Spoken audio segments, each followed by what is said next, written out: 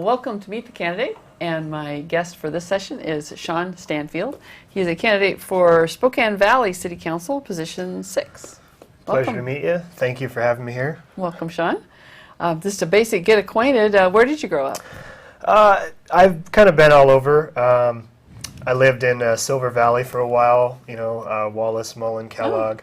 1992, right around there, we moved out here, and I've been here in Spokane ever since. Mostly in the valley. I lived in Hilliard for a little bit too, though.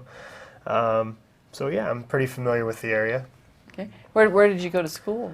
Graduate high school? West Valley High School. Yeah, I lived in CV District, and I would walk to school every day. I moved around so much as a kid, it was important that I keep the friends I'd made in 6th grade, so I made a commitment to continue going there, and wherever we moved, I just found a way to get to school. So, yeah. That's actually a good commitment to community right there. So what about outside of school, the non-school informal activities that always shape who we are? I played baseball in high school, but that wasn't really something, I'm sorry to say, I was good at.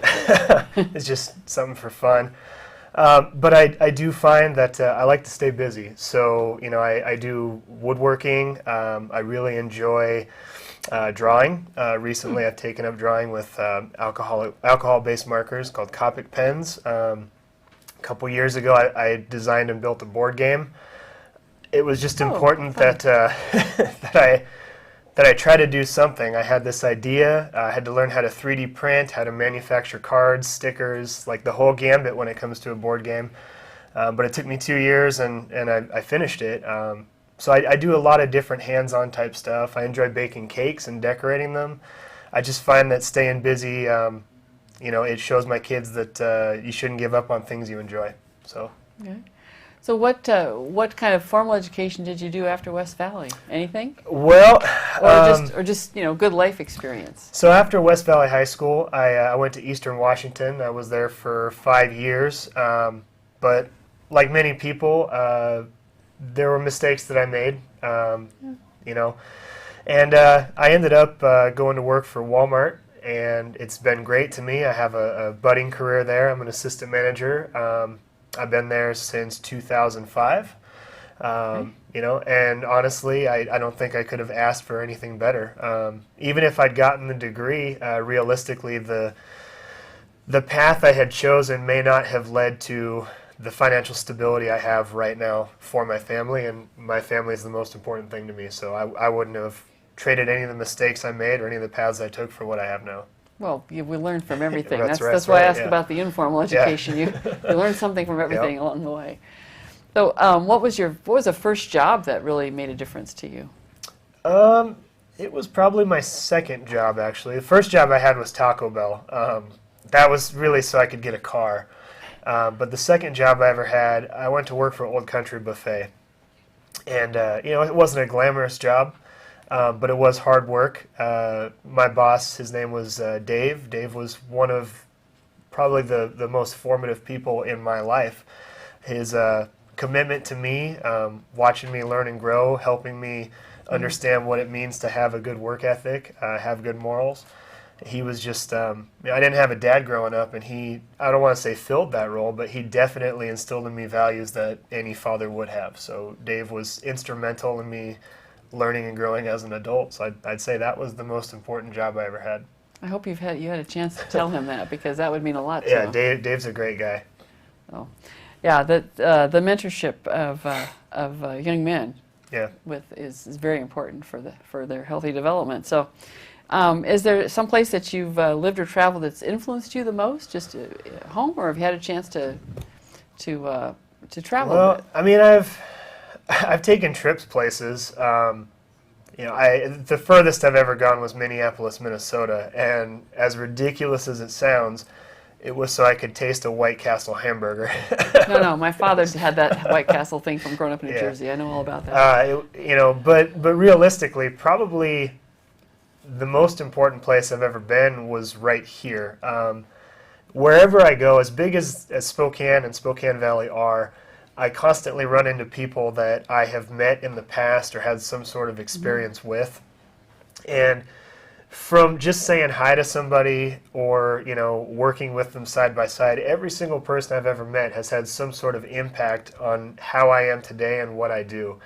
The rich diversity that's in this city has helped me grow. And honestly, I don't think I could have traveled anywhere better than right here. And I'm so thankful that we ended up here when I was a kid. So. Okay. So what prompted you to step up and take the next step to public service and volunteer as a candidate?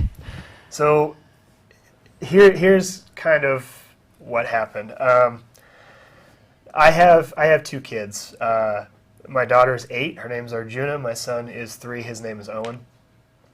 And I've come to realize that in my life, the differences I've made realistically pertain to the 2 of them and pertain to my wife. If something were to happen to me tomorrow, some people would be affected, but the biggest legacy I leave in this world is on both of my kids. Mm-hmm. The greatest thing I'll ever do with my life is be a father. Anything else I do means absolutely nothing in comparison to how I raise my children and the impact that they leave on the world. There's a lot I want to protect my kids from. There are so many evils in this world that I just wish they would never have to experience. The first time my daughter had a lockdown at school, it was a very hard conversation when she came home telling her why she had to pretend like someone was in the school trying to kill her. Mm-hmm. It's not a conversation you want to have with your kids, but it's an evil that we have in this world that our kids sadly need to be prepared for. The second and third time, it was still a hard conversation, but by then she understood it. Around the 4th or 5th time, she told me she had a lockdown at school. She came home and she said her and her friend were writing letters to their parents. And I realized that I have done nothing to make her life easier in any regard to some of those evils. And I want to protect her and I want to shield her. But my inaction in this world has gotten her to a place where she is prepared to die. And she is accepting that this is the way things are. And I constantly tell my kids, it doesn't have to be this way. If you want to change things, you can. You just have to try.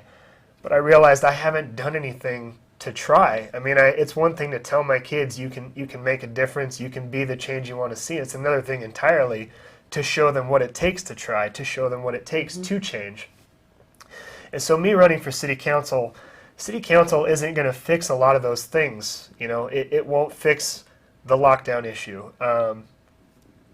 But if she can see that I'm trying to make a difference in someone's life outside of her own, and she can see what it takes, the hard work you got to put in so that you can get something back, whether it's just listening to somebody at a city council meeting, or whether it's creating more funds for her school or what have you.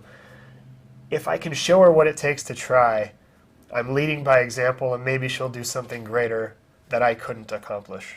And so that's why I've decided to run. That's particularly inspiring. Thank you. I said I would give us the last bit of time here for you to explain why people should vote for you for City Council. And I'll give you that. I think you just gave a really good reason. Thanks. And you understand what the role of the council is, is you can't fix everything. But you can't, but you got to start somewhere. Got to start somewhere. And many of the things that I want to change and make a difference, it's beyond City Council's power. It's left to our elected members of Congress to change and to fix. And it's up to them to listen to us. But there are other things I can impact, whether it's affordable housing for low-income families or better transportation routes. I mean, I was reading through the city's 20-year plan of economic growth and development. I mean, I had no idea until it's 166 pages. I didn't know that the population of families with children is decreasing. In Spokane Valley? Yeah, it's 5.6% annually. There are fewer families with multiple children. We have this huge influx of people moving here because it is a great place to live and there is opportunity here. But are we accommodating those types of things?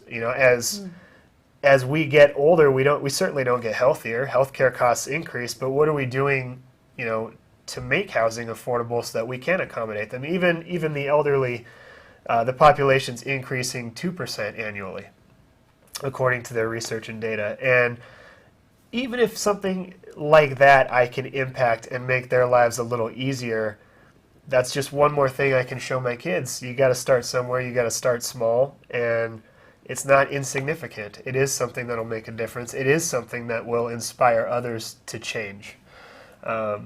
So realistically, my commitment in running, should I be elected city council, it's making a difference in the people that maybe we don't think about making a difference for. It's listening to the people that feel like they don't have a voice, and ultimately ensuring that the best interests of the whole are met. I think that's a good place to call it a wrap. You've done a good job yeah, of explaining your background and your position, and I wish you the best of luck, Shaun. Thank you for coming in.